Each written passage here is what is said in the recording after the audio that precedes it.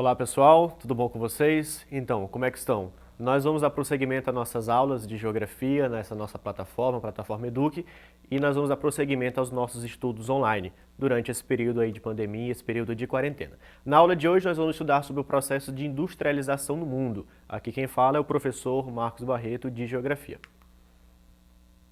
Então vejam só, nos episódios anteriores nós falamos um pouco sobre as revoluções industriais, a primeira, a segunda, mais pausadamente. Nessa agora a gente volta e faz uma retrospectiva geral e avança um pouco sobre outros assuntos nesse sentido. Primeiro processo, o processo de industrialização no mundo. Então, como é que se deu, como se deu esse processo de industrialização? Primeiro ponto é nós entendermos o que é industrialização. É uma grande transformação socioeconômica, né? Tanto na esfera da sociedade quanto na esfera da economia, através da criação de várias indústrias. E essas indústrias buscam o quê? O aprimoramento de tecnologias, de vários produtos e utensílios que nós consumimos no nosso dia a dia. O que acontece? Com esse processo de industrialização, o trabalho braçal do homem servil, ele foi cada vez mais substituído pela máquina, né? Mas não totalmente, afinal a gente precisa de que homens operem as diferentes máquinas. Com isso também houve uma intensificação, com o processo de industrialização, houve uma intensificação das matérias-primas. Então, como nós estamos produzindo produtos em grande escala, em grande quantidade, também demanda-se mais matéria-prima, seja ela qual for. Então, isso faz a gente entender um pouco do que é industrialização. Agora, vamos lembrar como ela aconteceu e como ela se dá por todo o mundo. A gente tem que falar também que a industrialização ela é responsável pelo processo de urbanização e crescimento demográfico. Crescimento demográfico. O que acontece? Como as indústrias elas se situam nas áreas urbanas, então as pessoas elas migram para essas áreas em busca de trabalho, em busca de emprego.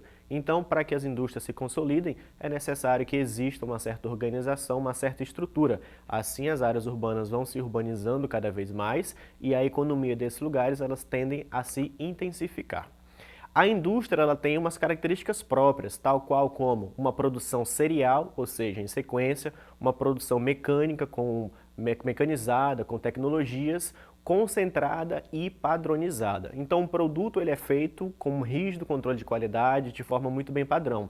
E, nesse processo de industrialização, você não tem mais um produto uno, né, sozinho, insular. Você tem vários produtos feitos em grande escala, em uma grande quantidade, para atender uma grande demanda de toda a sociedade. A industrialização, então, ela se divide em três principais etapas. Vamos relembrar elas? E também vale ressaltar da qualidade homogênea, né, que ao final do processo de produção você vai ter um produto então muito homogêneo, muito parecido, por isso todos esses padrões de qualidade. Antes de nós falarmos das três revoluções, né, as três consolidadas revoluções, a gente tem que falar qual foi o cenário favorável para que elas acontecessem onde elas aconteceram. Antes da primeira Revolução Industrial, a gente pode falar do que seria a pré-revolução. Então, houve um período do século XV ao século XVII, que é o chamado da Revolução Comercial, né? Através dos novos caminhos para a Índia, de novos caminhos comerciais, o mundo ele passou a se consolidar em um mercado mundial, o mundo passou a ter relações comerciais mais fortes, mais intensas, e isso mudou até então toda a dinâmica comercial que se tinha. Então, os países, as nações, elas não estão mais sozinhas, elas são cada vez mais conectadas. Então, isso começa aí desde o século XV. E a Europa, ela teve um papel muito importante, porque com esse processo de pré-revolução industrial, esse processo mercantilista, ela acumula muito capital, ela acumula muito riquezas, e isso vai dar base para que ela seja pioneira nas revoluções industriais, na primeira Revolução Industrial. Por que então que a primeira Revolução Industrial ela acontece na Inglaterra e o que leva a Inglaterra a ser pioneira nesse processo? Primeiro ponto são os capitais acumulados, as riquezas que ela acumulou durante todo esse período, né? E a Inglaterra ela foi muito bem nesse quesito. Além disso, ela dispunha de uma grande quantidade de mão de obra, uma mão de obra abundante, e além disso de matéria-prima, por exemplo, o carvão mineral, que ele é base na primeira Revolução Industrial. Além disso, tinha o mercado consumidor, então você conseguia produzir o seu produto e também vendê-lo.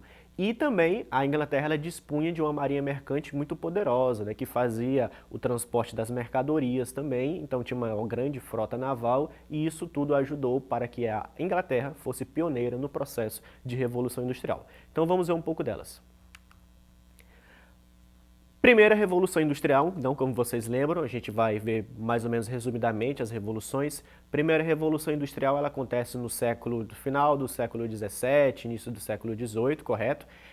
Nessa primeira revolução industrial, o que nós vamos ter? Nós temos o surgimento de algumas tecnologias, né? Vai ser o surgimento da máquina a vapor, então ao invés de nós fazermos um trabalho braçal, você vai ter a máquina fazendo e desenvolvendo esse trabalho. Essa tecnologia, né, da máquina a vapor, ela também vai chegar para os meios de transportes, nas locomotivas a vapor e também a indústria têxtil. Ela é uma importante indústria nesse momento. Além disso, nós vamos ter também o carvão mineral como base, né, dessa primeira revolução industrial, a base dessas fábricas. Por isso que as fábricas, né, no primeiro momento, elas foram instaladas muito próximas às áreas de mineração desse carvão mineral. Aqui alguns desses exemplos, né, que nós falamos, o carvão mineral, algumas imagens mais ou menos históricas, né, de como é que mostra as indústrias naquele momento, e essa imagem mais colorida que mostra pra gente é como funcionava o carvão mineral na máquina a vapor, né? Então esse carvão ele servia de combustível, o vapor ia mover ali os pistões e assim você fazia as máquinas trabalharem e fazer o serviço mais pesado. Mais à frente ainda, já no final do século XIX e no início do século XX, nós vamos ter então a chamada Segunda Revolução Industrial. A Segunda Revolução Industrial ela é bem característica, pelo quê? O petróleo, né? Agora o carvão mineral não é mais a fonte de energia, a fonte de energia agora é o petróleo e também a eletricidade. Além disso, nós vamos ter máquinas e motores mais sofisticados, como por exemplo o GIF aí que vocês estão vendo, né? Além disso, a indústria automobilística ela vai se destacar poderosamente nessa revolução industrial. Além disso, dos ramos como a metalúrgica e a petroquímica são duas áreas industriais que elas vão ter destaque na segunda revolução industrial. Com o passar do tempo e avançando também, nós chegamos à terceira revolução industrial, que é essa que nós estamos vivenciando com grande intensidade. A terceira revolução industrial também ela é chamada de revolução técnico-científica ou revolução técnico-científica informacional, né? Que é através da técnica, da ciência e da informação. Então ela surge ali a partir da década de 70, meados dos anos 70 e se estende agora até o século XXI. São indústrias, né, das altamente sofisticadas, como por exemplo as automobilísticas, elas intensificam nesse processo, a gente consegue ver nesse GIF aí que os setores, as máquinas estão fazendo todo o trabalho, né, existe todo um padrão de tecnologia. Nós temos também, exige nessa revolução industrial, cada vez mais a chamada qualificação da força de trabalho. Ou seja, não é qualquer pessoa, não é qualquer trabalhador que ele vai conseguir desenvolver certas atividades. Necessita que tenha um profissional cada vez mais habilitado, mais preparado, porque as empresas estão investindo mais em tecnologia e para você dominar essas tecnologias você precisa de mais informações. Alguns ramos que se destacam, por exemplo, as telecomunicações, a robótica, a microeletrônica, a biotecnologia e a informática. Vamos ver algumas rápidas imagens para ilustrar para a gente essas informações. Então a gente está vendo aí a microeletrônica, a gente está vendo aí a biotecnologia, que está presente nos medicamentos, na produção de alimentos também. As telecomunicações é um exemplo dessa terceira revolução industrial e também o setor aeroespacial, de aeronaves, de materiais de satélites, todos esses estão ligados na terceira revolução industrial ou revolução técnico-científica informacional. Bom, além dessas três revoluções que são as mais conhecidas, nós podemos falar também sobre a indústria 4.0, ou seja, a chamada quarta revolução industrial, que é a que nós estamos começando a vivenciar. Essa revolução ela é a mais nova, é a mais recente que nós temos, né? Então às vezes a gente confunde muito.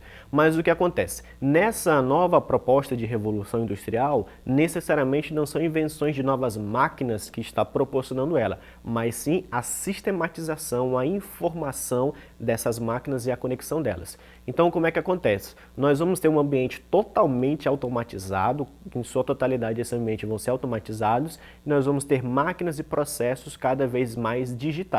E vão ser chamados então de fábricas inteligentes, né? Às vezes você vai ter 2, 3 países que estão ao mesmo tempo produzindo o mesmo produto e eles estão conectados. Não é aquela fábrica daquele país que está fazendo o produto, mas a conexão entre todas elas que está produzindo aquele material, detectando falhas e assim buscando resolver as situações.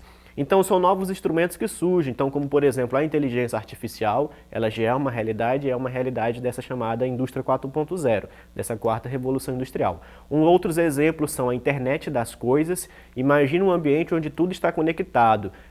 Do seu celular você consegue até abrir uma porta de sua casa pela fechadura, ligar a energia, as lâmpadas, então tudo está conectado. Você consegue dirigir um carro pelo celular. A internet das coisas, elas busca fazer isso, essa conexão entre as coisas físicas e também essa conexão entre a internet, entre os meios cibernéticos. Então ela busca fazer essa conexão. E a Big Data também, Big Data, que ela busca fazer o quê? A Big Data é uma capacidade de armazenar grandes dados, é uma grande capacidade de armazenar grandes dados e processá-los. Então veja só, imagina que hoje você está num carro, uma coisa assim, e aí então você consegue pelo seu celular, ele vai te avisar o momento em que o mercado tem muita gente, o momento que aquela rua tem um grande fluxo de carros. Então ele cruzou as informações ali do GPS com os horários que os outros motoristas fazem e assim te dá essa informação. Então é um grande sistema, seja você curtindo uma foto, seja você pesquisando alguma coisa, seja você ouvindo uma música, ele processa todas essas informações e vai te dar a partir delas. Imagine que quando você vai no aplicativo como Netflix ou Spotify e você seleciona ali alguns padrões de música, a partir do teu padrão, o próprio sistema ele vai te jogar outros artistas que são parecidos, ou outros filmes e outras séries que você costuma assistir. Então essa é uma ideia do que sugere a Big Data, correto? Espero que vocês tenham compreendido um pouco então desse processo que leva à industrialização por todo mundo, e para a gente entender um pouco deles, vamos fazer aqui um rápido exercício para a gente aquecer os nossos conhecimentos. Essa questão é da UniOeste e ela diz: é possível indicar a indústria como uma das principais agentes de produção do espaço geográfico. Sobre o processo de desenvolvimento das indústrias, assinale a alternativa incorreta. Alternativa A. A primeira revolução industrial, iniciada na Inglaterra, representou um momento importante, no qual foi intensificada a mecanização e foi introduzida a produção em série. B. A localização das novas regiões industriais, chamadas de tecnopolos, não é definida pela proximidade das matérias-primas, e sim pela proximidade de importantes centros de pesquisas e ensinos universitários. Centros universitários, não é isso? Letra C. A passagem da primeira para a segunda revolução industrial foi o marco da introdução do petróleo enquanto principal fonte de energia e do desenvolvimento da indústria automobilística. Letra D. A terceira revolução industrial é também chamada de revolução técnico-científica e é marcada pelo desenvolvimento da informática, robótica, telecomunicações, microeletrônica, tendo iniciado em outros países e no Japão. E letra E. A industrialização tardia é característica dos países desenvolvidos, entre eles os Estados Unidos da América e a Inglaterra, que se destacam no século XX com grandes potências mundiais. Então, lembrando que aqui você vai marcar apenas uma alternativa que é incorreta. E a alternativa que nós temos incorreta é a letra E, é a única alternativa que está incorreta. Vamos rapidamente fazer aqui a leitura dela. Veja só, a industrialização tardia é característica dos países desenvolvidos. Na verdade é o contrário, tá pessoal? A industrialização tardia, como o próprio nome diz, ela aconteceu tarde, ela é característica dos países subdesenvolvidos. Países como os Estados Unidos e como a Inglaterra, eles foram até berço, né, da primeira e da segunda revolução industrial. Então são países que são pioneiros nesse processo e não países tardatários, correto? Eu espero que vocês tenham compreendido um pouco da aula. Para mais exercícios, para mais videoaulas, vocês busquem a plataforma Eduque, correto? Aqui um pouco das nossas referências, espero que todos estejam bem e breve nós voltaremos.